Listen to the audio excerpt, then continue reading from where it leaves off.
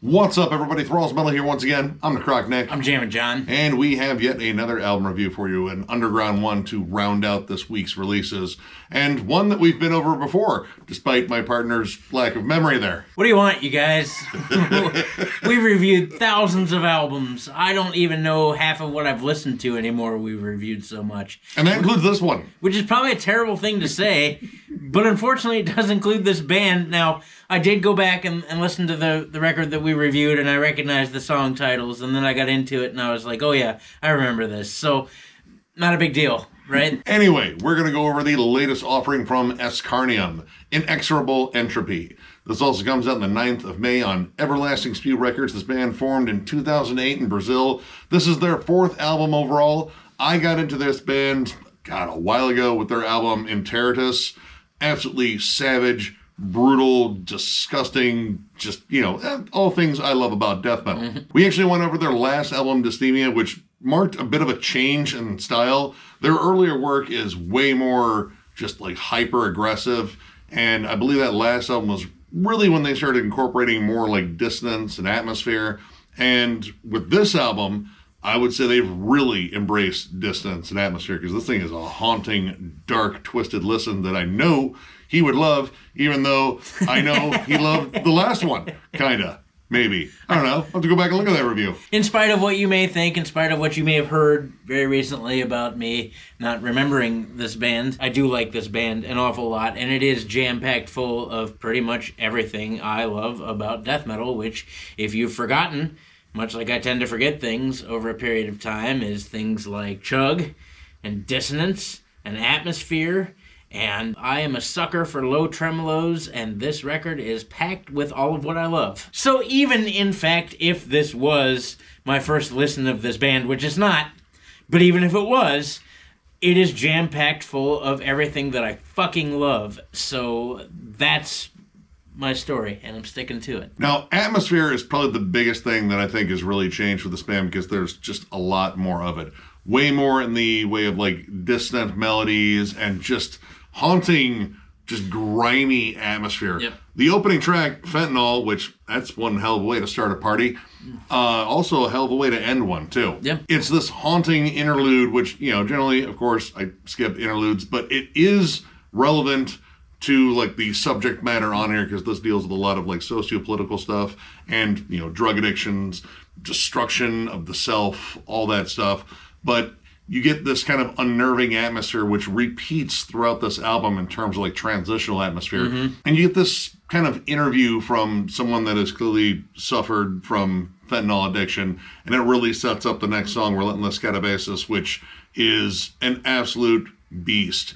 The production on here is very different again from their earlier stuff. Again, me getting into them with Interitus, it's a very different album than this one, much like, Dysthemia was very different from Interitus and this one. That's kind of like the midpoint transition there. This, production-wise, it's dense, it's thick, it's murkier. The guitars have this just really low, grimy sound. But somehow clear overall. Once again, I love down-tuned guitars. And this is pretty damn low, although it gets lower as the record goes on, but it's still got this crisp kind of chunky feel to it too, which in contrast to that grime, normally you don't get that. Normally when you get grime, you think of fuzzy, filthy, murky sounding, and it is, but it's also chunky at the same time, so it's got a really commanding presence to it. Another thing that has a really commanding presence to it that you'll notice right from the rip is the growls. The death growls are right in front, right in your face, and at first I thought it was too much, but as the record goes on, you get used to it. They are a little out front, but dude sounds like Ross Dolan. So, 100%. Yeah, I don't have any issues there, and honestly, with the distance woven in here and all the just gnarly, sludgy, dark-sounding riffs. I mean, Immolation, of course, is a big, thing on here. Definitely Morbid Angel, because, Morbid Angel is kind of everywhere in terms of, death metal. And a band like Cruciamentum, where, atmosphere and just bludgeoning heaviness really meet up well. Well, there are definitely some songs in here that I'd say are kind of callbacks to their earlier sound, namely The Heritage and Revulsion of Carbon, where they're just notably more fast and brutal. That's kind of the sound that I was used to from this band. it's the elements that they kind of include even in those songs and the rest of the album that really kind of like sets this apart in terms of like making it more haunting. It sounds flat out evil at points, honestly. And that evil doesn't really let up throughout the entire record. Like, it is mean and menacing at all times. Most songs, you just, when you finish them, you just kind of like shudder, kind of like, ugh. But the one time it does deviate really from that evil sounding is in the bridge of the title track, where it has kind of a proggy vibe to it. The drums are downright jazzy. There's a isolated bass and drum groove that's really cool. It doesn't really appear anywhere else on the record, but it definitely showcases the musicianship in this record. Yeah, and riff changes are aplenty on here, and they kind of go back and forth from like just flat out bludgeoning heavy riffs. I mean, the Heritage, the last track, Pyrocene's Might. I mean, just beefy, chuggy riffs, but again, a lot more in the way of atmosphere. And even the tremolos, they have these like weird, elastic lead harmonies on top. Tons of harmonized riffs, but they're not harmonized in a pretty way. There's a lot of like atonal stuff that is kind of mixed in there. There are points where the sound on this album is just so dense. It's almost like impenetrable. Like, not an ounce of light could squeeze in on the darkness that this album generates. There are pockets of like legit leads in here. Like, a lot of this is just about like the big harmonized riffs and that evil atmosphere in here, and that use of like more effective dissonant melodies. Like, this does a better job with dissonance than the last album for sure. Again, I feel like they were kind of like testing the waters a little bit because the sound was evolving. This one, they've fully embraced it to the point where you get stuff that is a little bit more reminiscent of like ulcerated points. But lead work on here has stayed very like just traditionally grimy death metal. Like, the Heritage in particular has a very Trey-ish lead on it. Yep. Lots of dive bombs, weird tapping and such. And the rest of them are pretty much just frenzied and shreddy and gnarly, but it fits, because the vibe in here is just dark and menacing at like pretty much all times. The leads I thought were more chaotic than anything, which again also kind of fits because the sound is so like caustic and so like unnerving at all times, that just having that wild lead that is still on top of these big dissonant harmonies and these big like tritonal, atonal, unnerving melodies, it just fits. It just makes it sound just more kind of off the rails. I also like the fact that melody does kind of creep in here a little bit. Even on some of the most brutal tracks, like Revulsion of Carbon, towards the end you get this like really solid, just kind of like droning, menacing, almost doom-laden melody. And Cancerous Abyss, I think, has like one of the coolest endings to like any of these songs on here, where it just kind of like lays on this tritone, like it isolates it. You get these clean, just haunting, echoey, reverby tritones, and then it comes in with just a wall of just tremolos and blasts, but it keeps that melody throughout, and it just sounds, haunting and ghostly. It reminds me a lot of Meshuggah, when Meshuggah does it and they isolate tritones, like stuff that's, even though I'm not the world's biggest fan of Catch 33, it's got a whole bunch of that, just where everything drops out and it's just got these kind of haunting staccato tritonal melodies. I would have just said like the beginning of Dancers to a Discordant System. Or that. I also love the fact that a lot of these riffs are harmonized, and they're harmonized cleverly. Like, they're not like the most straightforward harmonies, because a lot of this isn't necessarily the most like straightforward in terms of like old school death metal. This definitely goes for, again, like more atmosphere, more dissonance. I wouldn't necessarily call it like flat out technical, but there's a lot of technical riff changes going on here. And a lot of technical drum play too. While this is pretty much predominantly blasty, there are also a lot of really interesting groovy moments. Somewhere in the midst of the last track, Pyrocene's Might, there's this really cool tribal groove that goes on. Or actually throughout most of this record, when he's not blasting, he usually transitions into these really percussive, accented drum beats. Yeah, I mean, that's like a frequent thing in almost like all the groovy pockets. Like, even if it's just like your more straightforward double time groove, he's doing some really cool cymbal work, or like accenting toms. Yep. Or like, peppering in a turnover. Again, immolation comparisons right there. 100%. And it adds a lot. It's just like one more like layer to this band's sound. In terms of any negatives on here, all right, they do have like an interlude track towards the end, Asher Path, which, I mean, it's got, these lush, oddly lush, clean guitars. It's still dark and haunting. You get like these distant war drums, but I mean, ultimately it feels like it really didn't need to be there. Because it doesn't set up the next track. It doesn't set up Pyrocene's Might. It's just like a filler track right there. And even if you got this on vinyl, you've already flipped the album. Yeah. So what's the point? And the other thing is, this is a really short album. Like, if you take away that interlude, you're under the 30-minute mark.